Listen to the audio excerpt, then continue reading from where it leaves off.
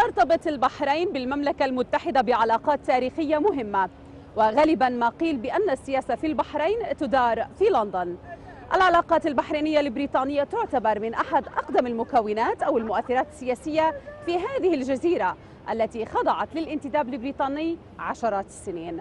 جيرمي كوربن عضو البرلمان البريطاني ضيف حلقتنا لهذا اليوم ليضيء لنا أكثر بوجهة نظره عن هذا الموضوع وغيرها من المواضيع التي تهم الشأن البحريني.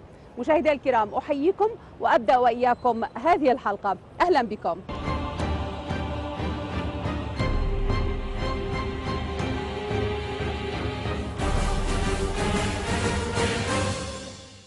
بداية أشكركم على منح فرصة اللقاء بكم والحديث إليكم عن مواضيع جدا مهمة وتهم الشأن البحريني لكونكم عضو في البرلمان البريطاني ضمن المجموعة البرلمانية من أجل الديمقراطية في البحرين. ولكن لنعرف المشاهدين أكثر بحضراتكم وبمجموعتكم، نود لو تعرفنا أكثر بهذه المجموعة وكم عددها وما هي أبرز نشاطاتكم في هذا المجال. I've been an officer of the all-party human rights group for a very long time, and I've been a member of parliament since 1983. And clearly there are enormous issues of human rights all around the world. As I said, I first met people from Bahrain in 1986 who were attending a UN conference, and they gave me a lot of information about the activities of Colonel Henderson, about suspension of the constitution, particularly the parliamentary side of it, and the denial of free speech. And ever since then we've had a Bahrain group in the UK Parliament, which Lord Avebury has been very active in maintaining, and he and Anne Clwyd and others have constantly raised issues on the floor of the House, as indeed have I, particularly surrounding arms exports and the use of surveillance equipment over the Bahraini people, which is again supplied by Britain. كون مجموعتكم تروج لحقوق الإنسان والديمقراطية وتطبيق سيادة القانون في البحرين، ما هي الآلية التي تعتمدونها من أجل ذلك؟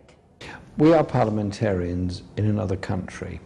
Britain does have an historical responsibility for what happened in Bahrain. It was, after all, British at one stage, and Britain has a huge interest in all of the Gulf states at various times, either from the post-First World War mandate or by direct colonisation.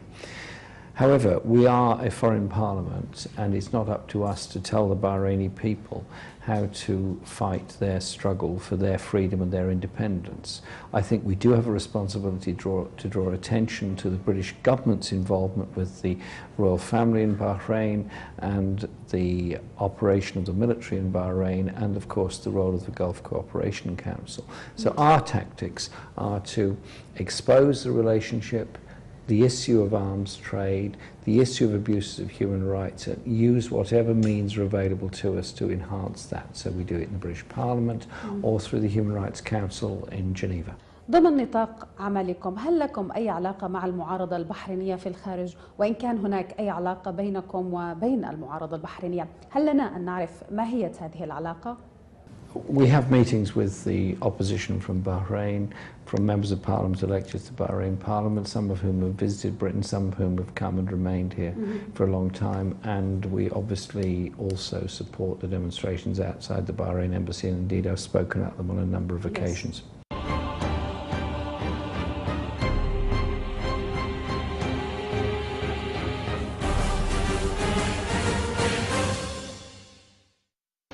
Britain sold a large number of arms to Bahrain at that time that were used for internal repression, and Britain is also a major investor in Bahrain and in the financial services industry in Bahrain, and I can only conclude that there are double standards in operation. We were very concerned about human rights in many countries of the world, except where there was a big British commercial influence.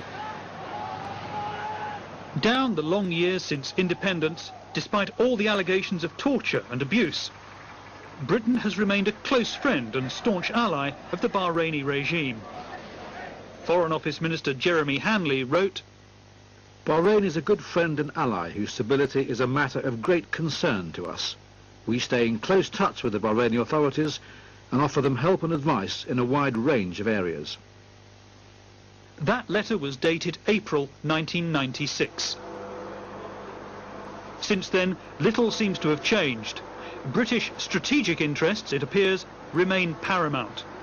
We asked the Foreign Office to explain why it was that Ian Henderson had not been called to answer his accusers. They declined to take part in this programme. While local MPs have taken little interest in the alleged torturer with a home in the West Country, others at Westminster have been vocal in pressing for Ian Henderson's prosecution. Henderson might have walked from the fevered pages of a Graham Greene novel. He is known in the Gulf as the Butcher of Bahrain. He is the head of the security services and director of intelligence. And he has gathered around him the kind of British dogs of war, mercenaries, whose guns and electric shock equipment are for hire to anyone who will pay the price. Mr. Deputy Speaker, I believe we as a people have a clear duty to repudiate the conduct of one of our citizens in the service of a foreign power who stands condemned of crimes against humanity. I think it's very shaming for Britain. I mean, during the time when Mr. Henderson was active, we were constantly asked about his status there as a British citizen, how Britain came to allow him to undertake these repugnant duties in Bahrain, and whether there was no influence that Britain could bring to bear on the government of Bahrain to have him removed from that post. But of course, the reply that we always used to get was that we had nothing to do with him. Although he was a British citizen, he was employed by another government, and we had no say either in the appointment or in the performance of his duties. And it is inexplicable to me that no action has been taken during that period. Plenty of evidence is available, plenty of witnesses are available, many people are prepared to come forward and testify. Action should be taken. I draw the conclusion that Britain and the United States have a set of standards which vary according to the nature of their relationship with a particular country. And I'm sorry to have to say that, because I believe that human rights should be looked at in an absolute way. We shouldn't pull our punches.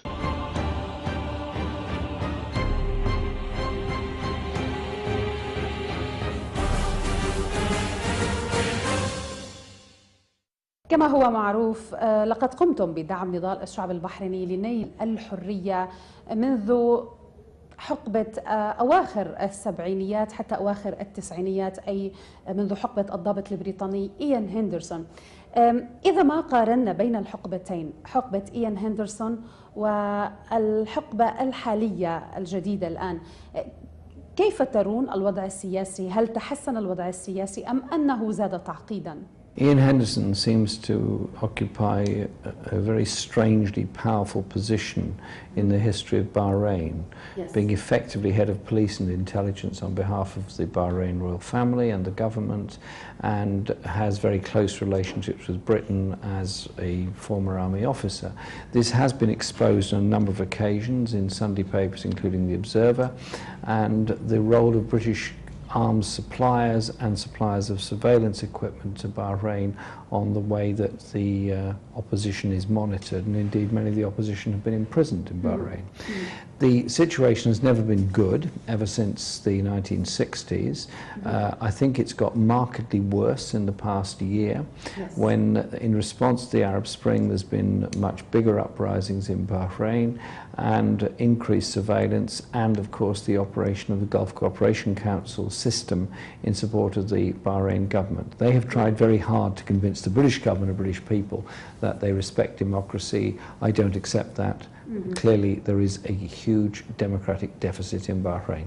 ما هي برأيك الأسباب التي أدت إلى تصاعد الوضع المتأزم الحالي في البحرين والذي أدى إلى قيام ثورة 14 من فبراير بالرغم من وجود مصالحة بين الشعب وبين الحكومة سابقا؟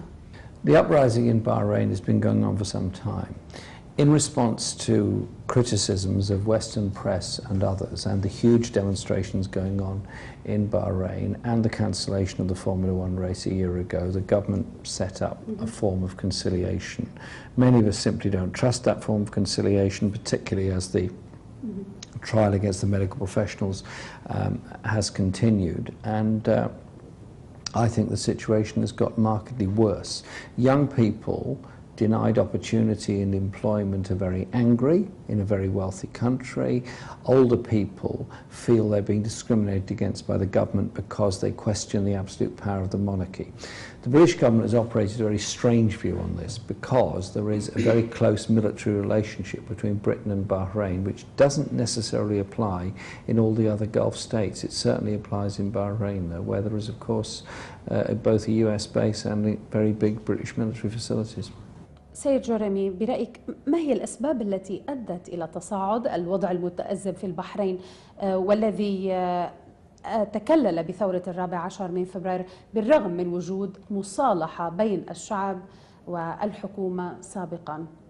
I think there are two reasons.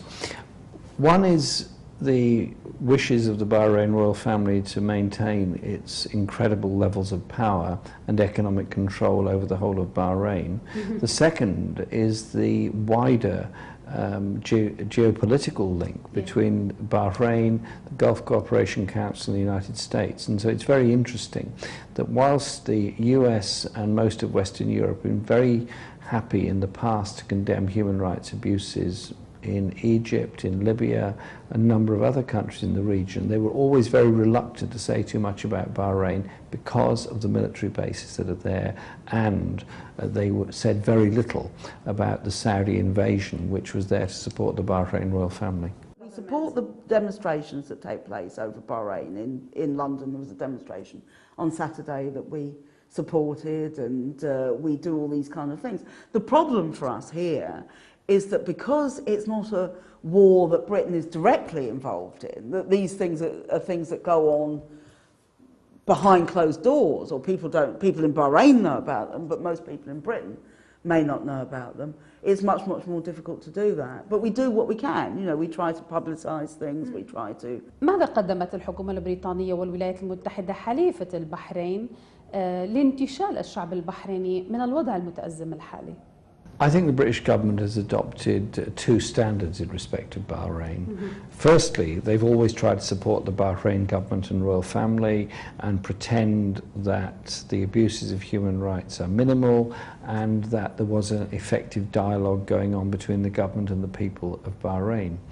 However, with the demonstrations in London by Bahraini people and the very large degree of publicity the issues in Bahrain have achieved and the huge demonstrations there, they've also been forced to say to the Bahrain government that your discrimination, abuse of human rights, imprisonment of activists and the continuing trial of the medical professionals is not acceptable.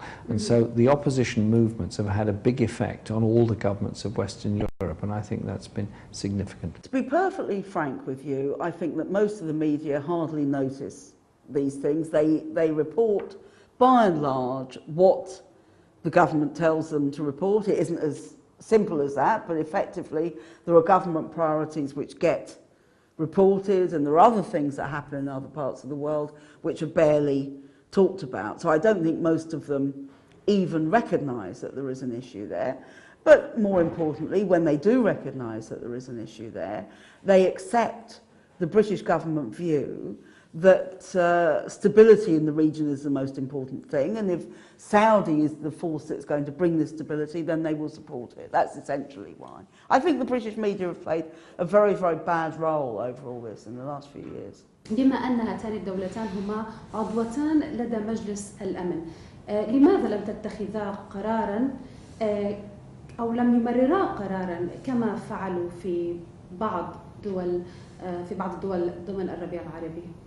Quite simply, the position of US bases and British military facilities in Bahrain means that Britain and the United States are not going to get involved in an international embargo on Bahrain or an international condemnation or a statement from the UN Security Council. What we have is military power politics at play here, and the losers are the people of Bahrain.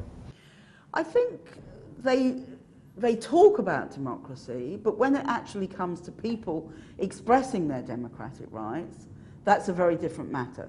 They talk about democracy here, but many of the things that people want in this country, none of the main parties agree to, so they don't take any notice. When it comes to the Middle East, they say they're in favour of self-determination and democracy for every group but in practice they take very different attitudes, and the attitude that they take depends on what they think of the rulers of that particular regime at the time when the democracy movement arises. So if you think, for example, in Egypt, they backed Mubarak really till near the end, until when he was nearly gone. And then suddenly they've now changed sides and said they support democracy. Hillary Clinton's been there this week telling the Egyptians they need democracy, as if they need any lesson from her, who backed a dictator for years and years. So, you know, they have a very cynical attitude to people's rights, to human beings. They have a very cynical attitude, and that is not, it's not their first, second, third or fourth consideration. It comes very, very far down the list.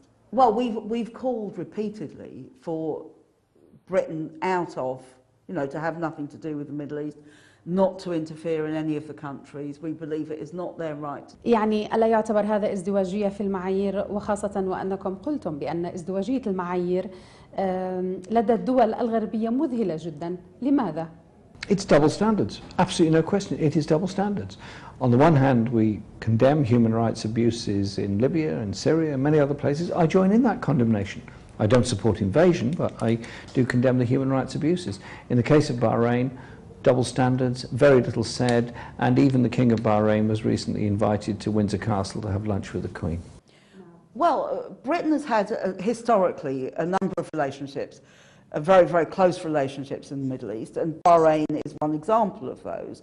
The Bahraini government has repeatedly looked to Britain for support and for military training, for aid, for weapons that it uses, all of these things. It's one of the countries that has this close relationship with Britain, and Britain in return expects to have influence in the region. Now, when it therefore came to the question of the uprising in Bahrain, on the one hand, the British talk about human rights, but they were very keen to ignore human rights abuses that clearly took place in Bahrain. And therefore, I think you have to see Bahrain as a country very dependent on Britain, and which Britain is very happy to maintain and to try to maintain a stability in Bahrain, even if that is not what the people of Bahrain actually want. Yeah, absolutely. It's a complete double standard, and it has been going on as long as they have been intervening in these countries. They always say they're doing it for the good of somebody else. They pick on very bad things that happen to people. For example, in Iraq, Saddam Hussein was very unpopular. He was a dictator. That was all true. But what they've done is create something much, much worse. And then they support people who are just as bad as Saddam Hussein, but who, for whatever reason, do not have the power that Saddam Hussein had. So this is double standards which it's at the centre of British government policy and American government policy. سيد جيرمي، لقد ذكرتم في بعض الصحف أنكم ضد استخدام القوة في تغيير الأنظمة، وأنكم أيضا ضد تدخل الدول في شؤون بعضها البعض. ما هي دوافعك لهذا الأمر؟ Violence will be used by the armed forces in Bahrain as it's been used in every other country in the region. The opposition forces, even if they wanted to adopt a violent struggle, would probably not succeed because the forces are just too great against them. A far greater power, however, is that of mass mobilization of ordinary people. What happened in Egypt was by and large peaceful. Huge numbers of people invaded Tahrir Square and other squares all across the country, particularly in Alexandria, and eventually Mubarak was overthrown, and there's been a complete change in Egypt. And I support mass non-violent civilian action. I think at the end that unites people. Once you start supporting an armed opposition, as happened in Libya, the West armed that opposition in Libya, even though there was no coherent political direction to the opposition. Indeed, there were many different militia groups, and Libya has now got a series of warring militia groups, all of whom were very well armed by Britain and France, and I think that is a very, very dangerous situation. I realise Bahrain is a very different society, it's a much smaller place, but I think mass non-violent protest is more effective. Well, I think it's a thing that we see it in different parts of the world. There are humanitarian intervention, human rights abuses are one of the main justifications now given for intervention and for war in different parts of the world. We were told it about Afghanistan, we were told it about Iraq, and we were told it about Libya. Now, the thing is, they only tell you it about certain countries. Saudi Arabia has an absolutely terrible record of practically everything in terms of democracy, women's rights, human rights, freedom of assembly and expression, and all the other things that we regard as basic human rights in this country. Nobody says anything about Saudi. إذا تحدثنا عن تدخل الدول بشؤون بعضها البعض على وجه التحديد، شعب البحرين يرى بأن تدخل القوات السعودية هو احتلال أو غزو، ولكن الولايات المتحدة ترى الأمر ليس كذلك. كيف أنتم ترون هذا الأمر؟ That's a very interesting question. Ever since the beginnings of the Arab Spring, the United States has been very nervous about it all. Whilst they might not have been very popular or might not have had much support for Gaddafi or latterly for Mubarak, they certainly were not keen on the strengthening of the Arab League and an Arab identity across the region. Thus they decided to support the Gulf Cooperation Council policies. Saudi Arabia used the Gulf Cooperation Council as a reason to go into Bahrain to support the government of Bahrain. The military bases are in Bahrain. The threatening of Iran takes place through the Gulf Cooperation Council, where Bahrain is used as a base for it. So Bahrain is part of a much bigger political agenda by the United States and Britain in particular. And I think the Bahraini people are now realizing that although the country is much smaller than many others, it is in a uniquely vulnerable but also uniquely influential position. And so what happens in Bahrain has a big effect on the politics of the whole region.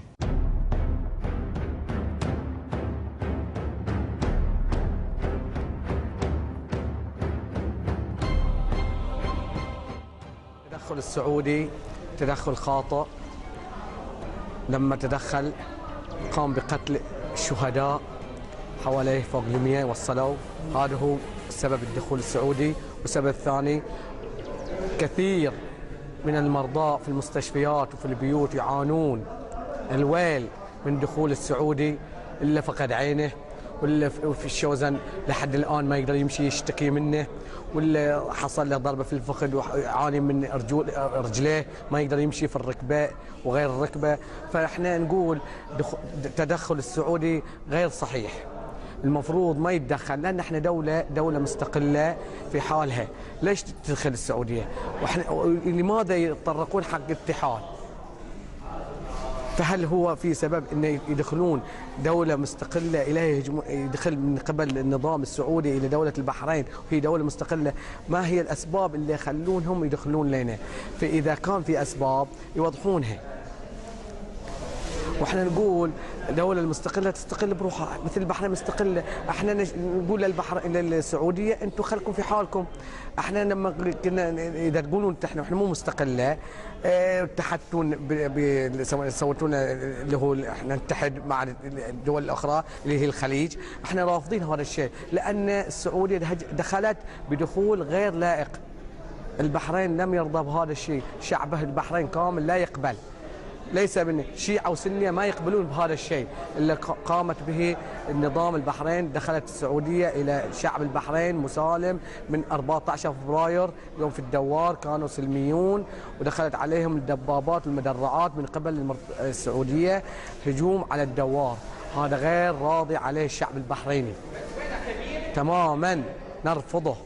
رأيي في التدخل السعودي واضح، أعلنت أكثر من مرة، والتدخل السعودي في البحرين تدخل صافر وغير مقبول، ويعتبر تدخل في شؤون دولة أخرى. الدخول السعودية في البحرين كدرع الجزيرة أو جيش درع الجزيرة دخول خاطئ، دخول منتهك لسيادة دولة مستقلة، دخول غير مقبول شرعيا وشعبيا وقانونيا.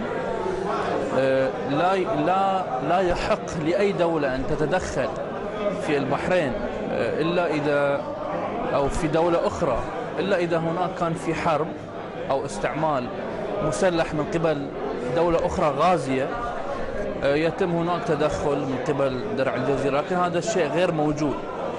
تدخل النظام السعودي في البحرين عبر الجيش أو عبر أجهزة الاستخبارات وهذا ثابت، هو تدخل من أجل إخراس الحركات الشعبية والاحتجاجات، وهو من أجل السيطرة على الثورة، ونحن نستنكر ذلك ونشجب ذلك ونطالب النظام السعودي بالخروج من البحرين الآن قبل غدا.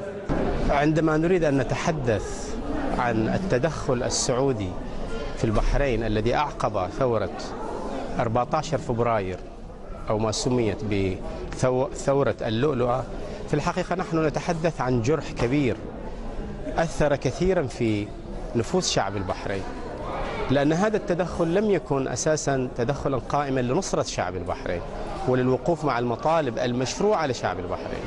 كان هذا التدخل تدخلا عسكريا جاء تحت عنوان حماية السلطة وحماية منجزات السلطة.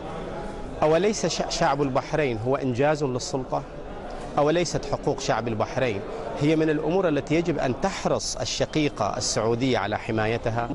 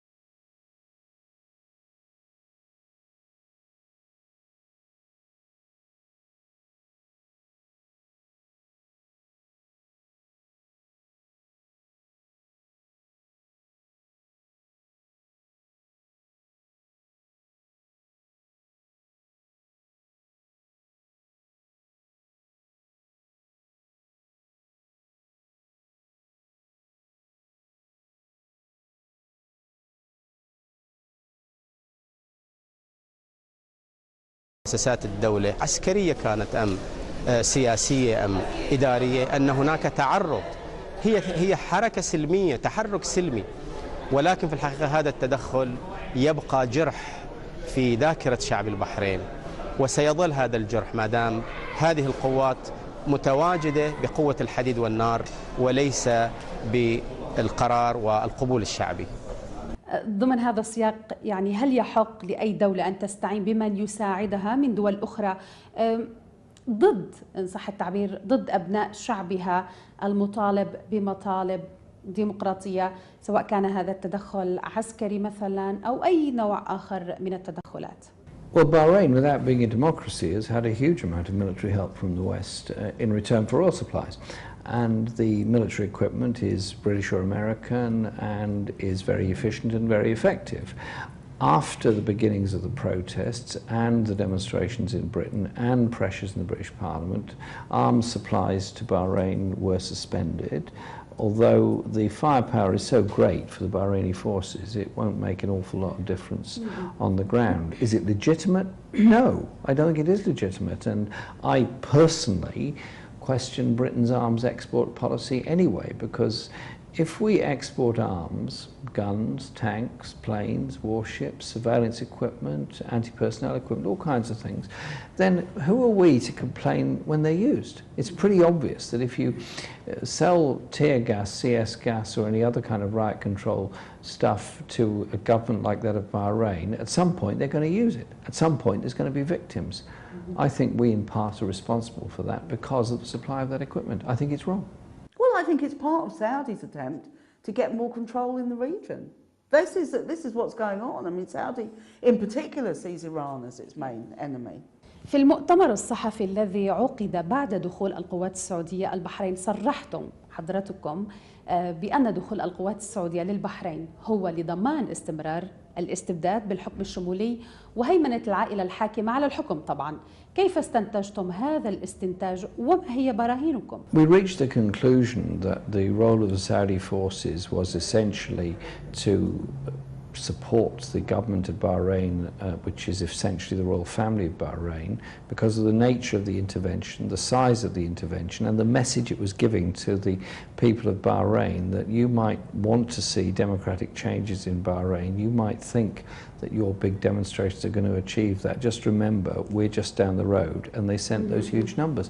So I think it was a reasonable conclusion to be reached. I also think it was a message to any opposition in Saudi Arabia that by this massive military presence in Bahrain, it showed the Saudi royal family is prepared to take action. I wasn't surprised in a sense, but I was very shocked because it showed very much that people were prepared to take very drastic action in order to stop the democracy movement from being successful. And but I wasn't altogether surprised because Saudi has such a terrible record in this respect. Saudi is the main repressive force now in the Middle East. It's the main pro-Western force. It is used very extensively by the Western powers in order to try to enforce their particular politics in different countries and in different areas. And Saudi plays this role. It also has very, very close links with Britain over arms deals and arms sales, over politics generally. Yeah. And this is, I think we will find that in future conflicts in the Middle East, Saudi is going to play more and more of an important role, and in my view a very reactionary role. مؤخرا دعت الحكومة السعودية لإقامة اتحاد بين السعودية وبين البحرين التي طبعا رحبت بدورها بهذا أو بهذه الدعوة، وذلك بحسب مصادرها التي قالت بأن هذا الاتحاد سيقوي موقف البحرين داخليا. ما هو رأيكم أنتم في هذا الاتحاد المزمع، وأيضا كيف ستكون نتائجه على الإصلاح السياسي في البحرين؟ Any union between Bahrain and Saudi Arabia must be a genuine decision of the peoples of both countries. It cannot be done by outside forces such as the GCC, Britain, the United States, France, or anybody else. It's got to be a genuine decision of the peoples of both countries. The history of both countries is rather different. There was the construction of a much more democratic situation in Bahrain than in Saudi Arabia. There is much less absolute power of the monarchy in Bahrain than in Saudi Arabia. So a merger of both countries would be a rather strange thing to do. But it's not a decision that should be taken by anybody other than the full-hearted consent of all of the people of both countries. And I think that's very unlikely to be forthcoming. I think every country should have the right to self-determination, that it's entirely a matter for the Bahrainis, or indeed the Saudis, to have the government and the laws and the democracy that it wants. It's nobody else's business. It certainly is not the business of the British and the Americans and the French, who have spent many, many years, centuries in the case of, more than a century in the case of Britain, in intervening in these regions for its own ends, not for the good of the people who live there, but for its own strategic, military and economic ends. And that's what it's continuing to do. That the Middle East is one of the most important areas of the world, economically because of oil, but strategically because of where it is placed in relation to Russia, China and all the other countries which at various points are seen as rivals to the West. Now, in this situation, the West continues to intervene, not because it cares about what happens to people. Otherwise, it would have intervened many years ago in defence of the Palestinians against what the Israelis are doing. It, of course, has never done that. Far from it. It has allowed the Israelis to do what they want. Well, I think this is a union which is meant to strengthen Saudi influence in the region and which is meant to weaken democratic opposition. That's the only construction you can have on it. It's the only understanding you can have of it, is that it is there to weaken the democracy movement and to weaken the opposition, and therefore I think it should be opposed. عند الحديث عن الوحدة بين البحرين والسعودية أو بين البحرين وأي دولة خليجية، لا أعتقد أن هناك إنسان عاقل يرفض الوحدة. الوحدة التي تعطي القوة والمتانة وتعطي ضمان الاستقرار لهذه الشعوب. نحن نبحث عن وحدة مع دول الخليج، ولكن ليست وحدة التآمر، ليست وحدة القمع، ليس وحدة القرارات الأمنية التي تقف أمام حرية الرأي والتعبير. نحن طلاب الوحدة ونريد الوحدة، ولكن هذه الوحدة أيضا لا يمكن أن تفرض بالحديد والنار. أعتقد بأننا نعيش في عصر الانفتاح، عصر أصبح العالم مترابط، أصبح العالم كله كقرية واحدة. لا يمكن لأي نظام أن يتحد مع نظام آخر بمعزل عن رأي الشعب. إذا كان من حق الشعب أن يختار الحاكم الذي يحكم الوطن، أو ليس من حقه أن يؤخذ رأيه أو أن يعبر عن رأيه في قضية مرتبطة بخارج الوطن، نحن مع الوحدة ولكن بشرطها وشروطها، ومن شروطها قرار الشعب. ليحدث هناك أو ليكون هناك استفتاء داخل البحرين. إذا كانت الدولة جادة، إذا كانت السلطة جادة، أي سلطة تريد أن تقيم وحدة مع دولة أخرى، فلا أعتقد أن الشعب يكون بمعزل، لأن الشعب هو الذي يقرر مصير أي وحدة كانت.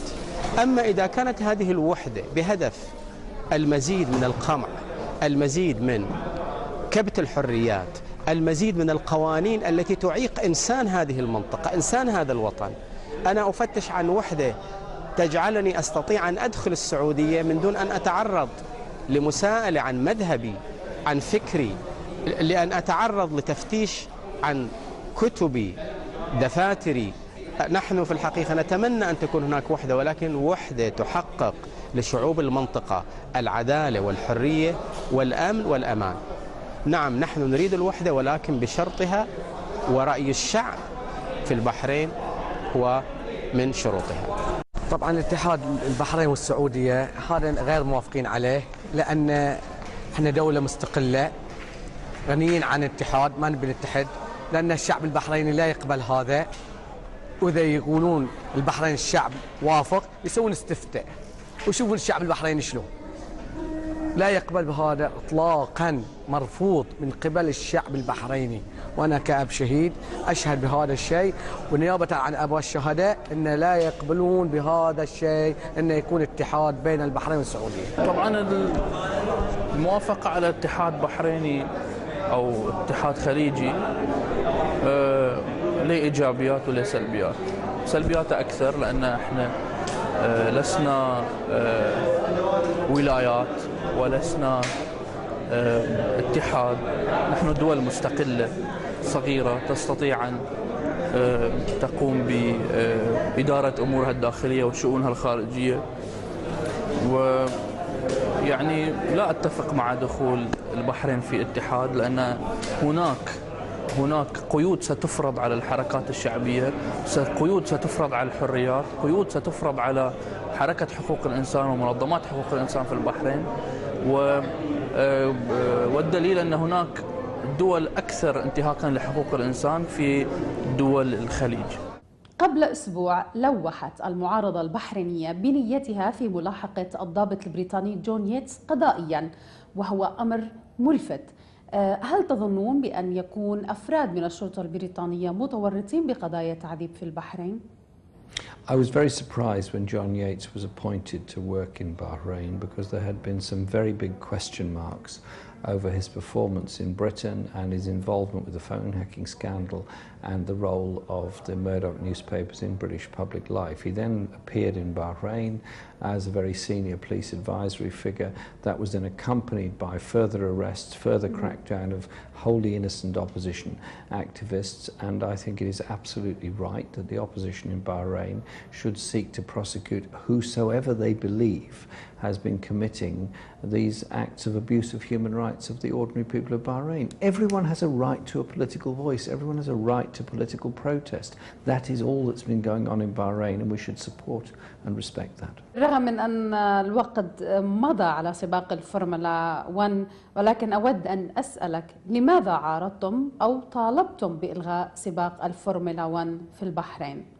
The 2011 Bahrain Grand Prix was cancelled because of the situation in Bahrain, because of the instability, and the Formula One teams felt insecure there. And there was also some signs of opposition within the Formula One teams about feeling uncomfortable of holding a race in that atmosphere. This year, the race was due to go ahead. There was enormous concern about it, and eventually, I suspect, the money of Formula One prevailed over the sensitivities of some of the teams, and the race went ahead. Whether it'll be a race or not next year, I don't know. I called for the cancellation of the race and the non-participation of teams in it because it was being used by the Bahrain government and the royal family to say to the rest of the world, everything is okay, look, we can even hold a Formula One race. In the end, it probably did not help the government of Bahrain at all, because it meant that the whole world, yes, watched the Formula One race, but they were also regularly commenting on the number of protesters, the way in which security was in operation, and it probably did the image of the government of Bahrain more damage than anything else. And so I think they have a lesson to learn from that. I very much doubt there'll be a Bahrain Grand Prix next year. If an international sporting event is being held, then I think you need to know that everybody in that country is able to attend and support that event if they want to, and that all those that might take part in the sporting event, football match, athletics meeting, whatever it is, are able to do so. If some of them are in prison for political activities, then it doesn't seem to me right that it should go ahead. The sporting boycott of apartheid South Africa had a massive effect on the psychology of white South Africans who suddenly felt isolated from the rest of the world. And whilst it itself didn't end the apartheid system, that was largely done by the masses of black people and their protests on the streets. It was part of that campaign. I think that's the right thing to do. That's why I opposed the Formula One race. That's why I would be very suspicious of any big sporting events taking place in Bahrain until the constitution is restored and democracy is restored to the people of Bahrain. سيد جيريمي، أشكرك جزيل الشكر، ولكن في كلمات أخيرة، ما هي أمنياتك للشعب البحريني؟ It's been a pleasure working with the very brave people from Bahrain for a very long time. I want to see a peaceful solution to the issues there, and I think we live in very exciting times, and there's been some amazing changes all over the whole region. But please, no more wars. Let's have a peaceful change.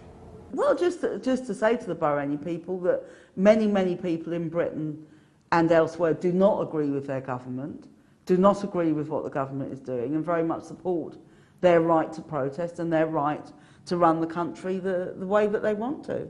سيد جيريمي، في ختام اللقاء أشكرك جزيل الشكر على وجودك معنا. شكرا. مشاهدي الكرام، أشكر لكم حسن المتابعة، طبتم وطابت أوقاتكم، على أمل اللقاء بكم مجددا في حلقة جديدة من البحرين في نظرهم. إلى اللقاء.